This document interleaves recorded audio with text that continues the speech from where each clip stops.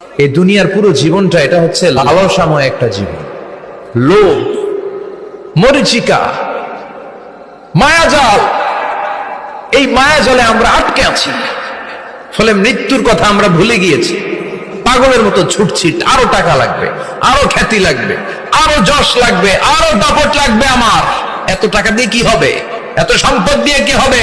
এত ব্যস্ততা দিয়ে কি হবে? তোমার স্টপ, থামুন, অনেক হয়েছে। আম্মা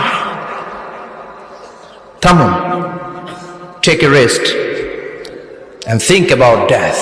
Think that you have to go back to your Lord. একটু বসেন না, একটু ভাবেন যে আমাকে চলে যেতে হবে, চলে যেতে হবে। এই কোলাহল, এই ব্যস্ততা, এগুলো থাকবে, থাকবো না আমি। সাইয়েদনা ওমর ফারুক বলেছেন, মুতু ক্বাবলা আন তামুতু, মরার আগে একবার মরো।